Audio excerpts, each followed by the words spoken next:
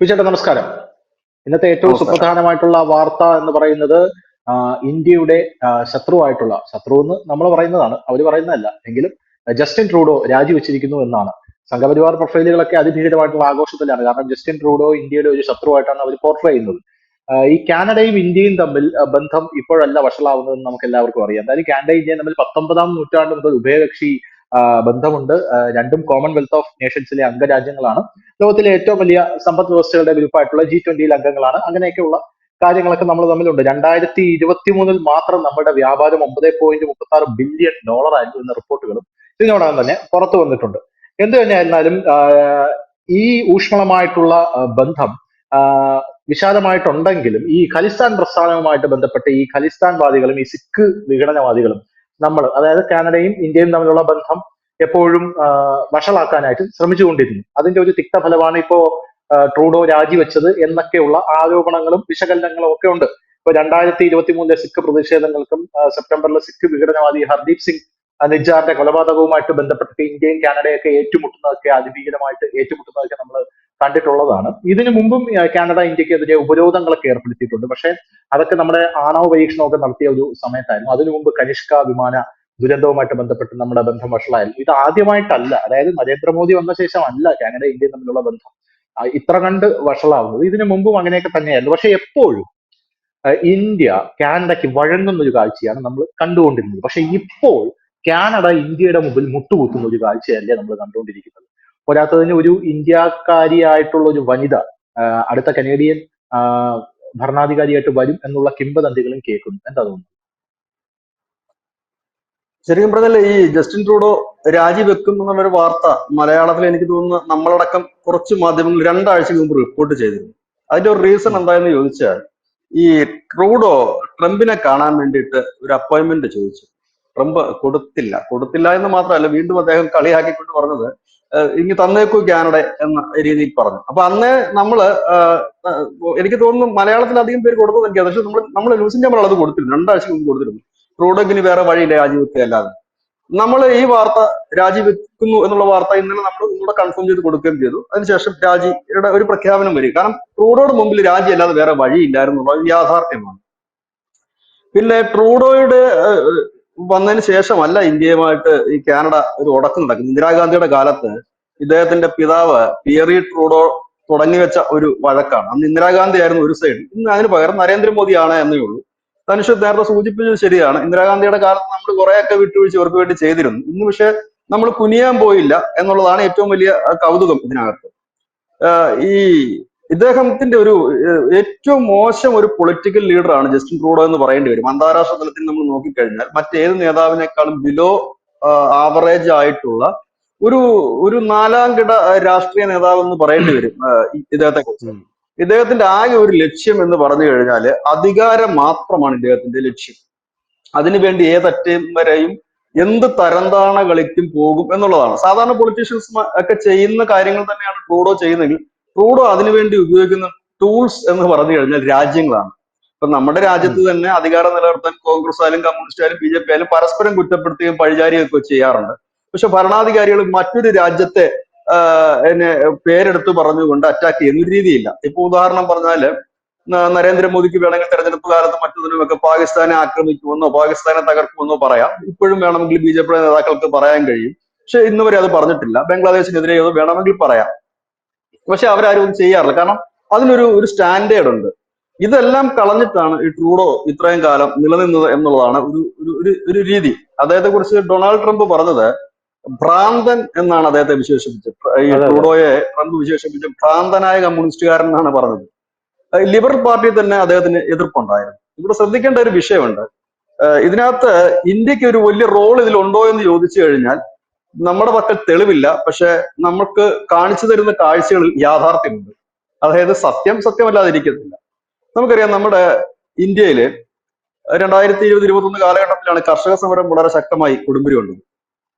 അന്ന് ആ കർഷക സമരത്തെ പിന്തുണച്ചുകൊണ്ട് ഖാലിസ്ഥാൻ സംഘടനകളായിരുന്നു ഈ കർഷക സമരത്തിന് പിന്നിൽ. ഈ സമരത്തെ പിന്തുണച്ചുകൊണ്ട് ശ്രീമാൻ ജസ്റ്റിൻ ട്രൂഡോ കാനഡയും അടക്കം ഈ കർഷകർക്ക് അവരുടെ ആനുകൂല്യങ്ങൾക്ക് ചെവി കൊടുക്കണം, ഇല്ല കർഷകരെ ദ്രോഹിക്കുന്നു എന്ന രീതിയിൽ നിലപാടെടുത്തു. ഏതാണ്ട് ഒന്നോ രണ്ടോ ആഴ്ചകൾക്ക് ശേഷം പിന്നെ നാം കാണുന്ന കാഴ്ച കാനഡയിൽ ഒരു വലിയ ട്രക്ക് സമരം നടക്കുന്നതാണ്. ട്രക്ക് തൊഴിലാളികൾ വലിയ രീതിയിൽ സമരം. നമ്മുടെ ഈ ഇന്ത്യയിൽ എങ്ങനെയാണോ ട്രാക്ടർ സമരം നടന്നത് അതിന് സമാനമായിട്ടുള്ള ട്രക്ക് സമരം കാനഡയിൽ നടക്കുന്നത് കണ്ടു. കാനഡയുടെ ചരിത്രത്തിൽ ആദ്യം. അപ്പോ അതിന്റെ പിന്നിലും ഇന്ത്യ ആണോ എന്ന് ചോദിച്ചാൽ അറിയില്ല. പക്ഷെ അല്ല, ഇന്ത്യക്കെതിരെ അതില് ഏതൊക്കെ തരത്തിൽ അവർ എടുത്തു പറയേണ്ട പറഞ്ഞോളൂ. ഒരു സംഭവമുണ്ട്. അതായത് ഇന്ത്യക്കെതിരെ കർഷക സമരത്തിൽ ഇവർ ആരോപിച്ച പ്രധാനപ്പെട്ട ഒരു കാര്യം എന്ന് പറയുന്നത് ജനാധിപത്യ വിരുദ്ധമായി കർഷകരോടൊന്ന് ചർച്ച ചെയ്യാൻ പോലും ഇന്ത്യ തയ്യാറാകുന്നില്ല. കർഷകർക്കെതിരെ വലിയ രീതിയിലുള്ള ആക്രമണം ഇന്ത്യ അഴിച്ചുവിടുന്നു എന്നാണ് ഈ ഗ്രേറ്റ ടുൻബർഗിന്റെയും മറ്റേ മിയ ഖലീഫയുടെ ഒക്കെ ട്വീറ്റും ടൂൾ കിറ്റും റിയാനയുടെ ട്വീറ്റൊക്കെ ഉയർത്തിപ്പിടിച്ചുകൊണ്ട് കാനഡ അന്ന് വലിയ രീതിയിൽ വാദിച്ചത്. പക്ഷേ അതിന്റെ യാഥാർത്ഥ്യം എന്ന് പറഞ്ഞാൽ വിജയുടെ അറിയാം, നമ്മള് കർഷകർക്ക് മുമ്പിൽ 40ഓ 50ഓ തവണ ചർച്ച നടത്തുമ്പോഴേ ഈ അതെ കർഷകർ കാണിച്ച പണി എന്ന് പറഞ്ഞു കഴിഞ്ഞാൽ ചർച്ചയ്ക്കായിട്ട് വരും, എന്നിട്ട് വാ മൂടിക്കെട്ടിയിട്ട് ഒരു പ്ലക്കാർഡ് കൈ പിടിക്കും, സേ യെസ് ഓർ നോ, അതായത് ഒന്നെങ്കിൽ യെസ് അല്ലെങ്കിൽ നോ, ഈ ബില്ല് ഇതെന്ത് ചർച്ചയാണ്? ഇങ്ങനെ നമ്മൾ ഇത്രയും ജനാധിപത്യ മര്യാദ കാണിച്ചിട്ട് പോലും കാനഡ പറഞ്ഞ ഇങ്ങനെയാണ്. ഈ ട്രക്ക് സമരം വന്നപ്പോ കാനഡ ഒന്ന് ചർച്ച പോലും ചെയ്യാൻ തയ്യാറാകാതെ നിർദാക്ഷിണ്യം ഈ ട്രക്കുകാർക്ക് നേരെ ബോംബ് എറിയുന്ന കാഴ്ച നമുക്ക് കാണാൻ സാധിച്ചു. അതെ അതെ അതാ ഞാൻ പറഞ്ഞത്. അതൊരു വലിയ വിഷയമായിട്ടുണ്ട്. ഇതും മോദി ചെയ്തതാണോ എന്ന് വെച്ചാൽ അറിയില്ല. പക്ഷെ ഇവിടെ നടക്കുന്നതിന് ഒരു തിരിച്ചടി എപ്പോഴും അവിടെ സമാന രീതിയിൽ തന്നെ കിട്ടിക്കൊണ്ടിരിക്കുന്നു എന്നുള്ളതാണ്. അത് മാത്രമല്ല, നരേന്ദ്രമോദി സർക്കാർ അധികാരത്തിൽ കയറിയതിനു ശേഷം ഈ പലവട്ടം കാനഡയോട് ലിസ്റ്റ് കൊടുത്തതാണ്. 56 പേരുടെ ലിസ്റ്റ്. ആ ലിസ്റ്റ് നമ്മുടെ മാധ്യമങ്ങൾ പ്രസിദ്ധീകരിച്ചു. നമ്മളടക്കമുള്ള മാധ്യമങ്ങൾ ആ പേര് കാര്യം അവരെവിടെ ഉണ്ടെന്നുള്ള കാര്യവും പ്രസിദ്ധീകരിച്ചിരുന്നതാണ്. അത് എല്ലാവർക്കും അറിയാവുന്ന ഒരു വിവരമാണ്. ഇവരെ നിങ്ങൾ വിടണം, കാരണം ഇന്ത്യയിൽ അവർക്ക് ഇത്ര കേസുകളുണ്ട്, കൊലപാതക കേസുകൾ അടക്കമുണ്ട്, അവരെ നിങ്ങൾ വിട്ടയക്കണം എന്ന് പറയുമ്പോഴൊക്കെ അവരെ സംരക്ഷിച്ച് നിർത്തുകയും ഇന്ത്യക്കെതിരെ കൂടുതൽ, അതായത് എനിക്ക് തോന്നുന്നത് ഈ ഒരു ശക്തനായ എതിരാളി ആണ് ട്രൂഡോയെ സംബന്ധിച്ച് നരേന്ദ്രമോദി. അപ്പൊ അദ്ദേഹത്തെ എതിർക്കുന്ന ലോകത്തിലെ ഒരു നേതാവെന്ന ഒരു ഇമേജ് സ്വയം ഉണ്ടാക്കിയെടുക്കുക ഒന്ന്. രണ്ടാമത്തേത് 8 ലക്ഷത്തോളം വരുന്ന സിഖുകാരുടെ വോട്ട് നേടുക. സിഖുകാരുടെ ന്യൂ ഡെമോക്രാറ്റിക് പാർട്ടിയൊക്കെ ഒരു ശക്തമായ പാർട്ടിയാണ്, 24 എംപിമാരുടെ പാർട്ടിയാണ്. അപ്പൊ അവരുടെ പിന്തുണയിലായിരുന്നു അദ്ദേഹം ഭരിച്ചുകൊണ്ടിരുന്നത്. അപ്പൊ അവരുടെ കയ്യിൽ നിന്ന് ഒരുപാട് ഫണ്ടും ഇദ്ദേഹം വാങ്ങിയിരുന്നു. അപ്പം ഒരു ഇമേജ് ഉണ്ടാക്കിയെടുക്കുക, മോദിയെ പോലെ ഒരാളെ എതിർക്കുന്ന ഒരു ധീരനാണ് താനെന്ന് ഒരു പ്രതീതി ഉണ്ടാക്കുക. രണ്ടാമത്തെ കാര്യം ഇത് ചെയ്യുക. ഇതാണ് ഇന്ത്യക്കെതിരെ അദ്ദേഹത്തിന് എനിക്ക് തോന്നിയിട്ടുള്ളത്. അതായിരിക്കണം അദ്ദേഹത്തിന് പ്രേരിപ്പിച്ച ഘടകം. പിന്നെ ഇതൊന്നും അല്ലാതെ ആ രാജ്യത്ത് വലിയ എതിർപ്പ് ഇദ്ദേഹത്തിന് നേരിടേണ്ടി വരും. ഒന്ന്, അസഹ്യമായ വിലക്കയറ്റം. കാനഡ നാളിത് വരെ കാണാത്ത രീതിയിലുള്ള ഒരു വിലക്കയറ്റമാണ് ജനങ്ങളെ വലിയ രീതിയിലേക്ക് തെരുവിലേക്ക് ഇഴച്ചത്. മുമ്പും അവിടെ ചെറിയ പ്രതിഷേധങ്ങളൊക്കെ ഉണ്ടായിരുന്നു. പിന്നീട് ഈ ഖാലിസ്ഥാൻകാർ, അതായത് ഈ ട്രൂഡോ പിന്തുണയ്ക്കുന്ന ഖാലിസ്ഥാൻ സംഘടനകൾ പരസ്യം തദ്ദേശീയരെ തല്ലി ഓടിക്കുന്ന തരത്തിലേക്ക് പോയി. ന്യൂസ് ഇന്ത്യ മലയാളം അതിന്റെ വീഡിയോ സഹിതം വാർത്ത ചെയ്തിട്ടുണ്ട്. അതായത് നിങ്ങൾ ഇവിടുന്ന് പോകൂ, ഇത് ഞങ്ങളുടെ നാടാണ്, അതായത് ഞങ്ങളുടെ ഖാലിസ്ഥാനികളുടെ നാടാണ്, നിങ്ങൾ ഇവിടുന്ന് അമേരിക്കയിലേക്ക് പോകൂ എന്ന് പറഞ്ഞുകൊണ്ട് ഈ ട്രംപിൻ ജയിച്ചതിന് ശേഷം ഇവർക്ക് ഈ ഖാലിസ്ഥാനികളുടെ സംഘടനകൾ എല്ലാ ആഴ്ചയിലും ഒരു പ്രദക്ഷിണം എന്ന് പറഞ്ഞൊരു പരിപാടി നടത്താറുണ്ട്. അവരുടെ കൊടികളുമൊക്കെ പിടിച്ചുകൊണ്ട് പ്രാർത്ഥനാ ഗാനങ്ങൾ ആലപിച്ചുകൊണ്ടുള്ള ആ പരിപാടികൾ, ആ മുദ്രാവാക്യം വിളിക്കുന്നത് നമ്മളടക്കം നമ്മുടെ ന്യൂസ് ഇന്ത്യ മലയാളത്തിൽ പഴയ വാർത്തകളൊക്കെ പരതുന്നവർക്ക് ഒരു പക്ഷേ അത് കാണാൻ കഴിയുമായിരിക്കും. അപ്പൊ അങ്ങനെയൊക്കെ നടത്തി അങ്ങനെ പ്രാദേശികമായി വലിയ എതിർപ്പ് ഇദ്ദേഹം നേരിടേണ്ടി വന്നു. ഇന്ത്യക്കെതിരെ എപ്പോഴൊക്കെ ആക്രോശിക്കുന്നുണ്ടോ അതിനൊക്കെ കനത്ത വില ട്രൂഡോ നൽകേണ്ടി വന്നു. ഈ നിജർ കൊലപാതകമായിരുന്നു ഇന്ത്യക്കെതിരെ നിരന്തരം ആരോപണം ഉന്നയിച്ചുകൊണ്ടിരുന്നത്. അതിനൊരു കഥ മെനഞ്ഞു. അതായത് സിംഗപ്പൂരിൽ വെച്ചിട്ട് അജിത് ഡോവലും ഒപ്പം തന്നെ കാനേഡിയൻ ഉദ്യോഗസ്ഥന്മാരും തമ്മിൽ കൂടിക്കാഴ്ച നടത്തി. കാനേഡിയൻ ഉദ്യോഗസ്ഥന്മാരുടെ ചോദ്യങ്ങൾക്ക് മുമ്പിൽ അവസാനം ഈ നമ്മുടെ അജിത് ഡോവലിന് കുറ്റം സമ്മതിക്കേണ്ടി വന്നു. അമിത്ഷായാണ് എല്ലാം ചെയ്യിച്ചതെന്ന് പറഞ്ഞു എന്ന് പറഞ്ഞു. ഇങ്ങനെ ഒരു കഥ അവിടുത്തെ മാധ്യമങ്ങൾ അടിച്ചിറക്കി. ആ അടിച്ചിറക്കിയതിന് തൊട്ടു പിന്നാലെ ഈ 153 പേരുടെ പിന്തുണയാണ് ഈ ലേബർ പാർട്ടിക്കുള്ളത്, അതായത് ട്രൂഡോയുടെ പാർട്ടിക്കുള്ളത്. അതിനകത്ത് 20 എംപിമാർ അപ്പൊ തന്നെ പറഞ്ഞു ട്രൂഡോ രാജിവെച്ചോളൂ, ഞങ്ങൾ പിന്തുണ പിൻവലിക്കുകയാണെന്ന് പറഞ്ഞു. അവിടെ തൊട്ട് ട്രൂഡോയുടെ ഒരു പതനം തുടങ്ങിക്കഴിഞ്ഞു.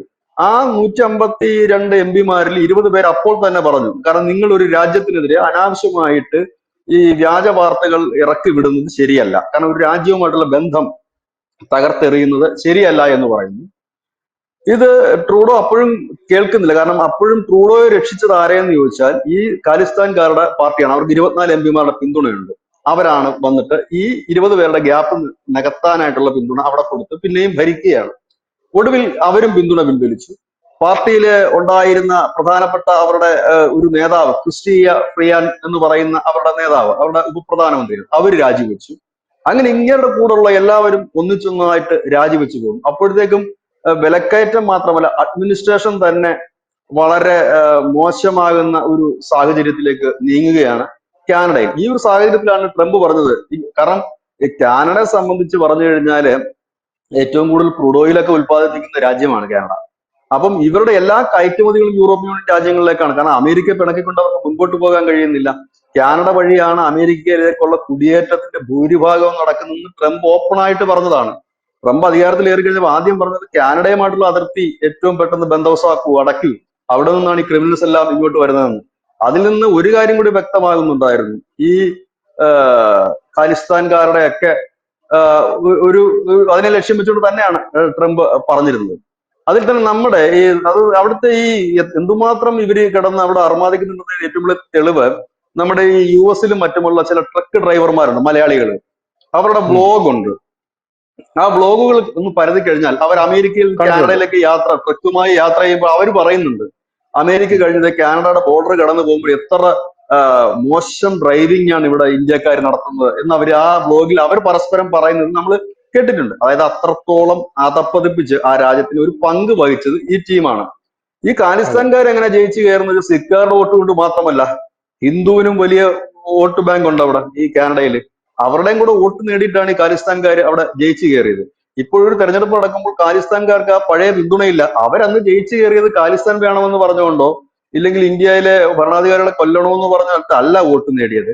നമ്മുടെ അവകാശങ്ങൾക്ക് വേണ്ടി ഇന്ത്യക്കാർ നിൽക്കുന്നു എന്നുള്ള ധാരണയിലാണ് കനേഡിയൻ പൗരന്മാരായാലും ഈ പറയുന്ന ഹിന്ദുക്കളായാലും ഒക്കെ വോട്ട് ചെയ്തു. ഇവർക്ക് എല്ലാവർക്കും അവിടെ സിറ്റിസൺഷിപ്പ് ഉള്ളതാണ്.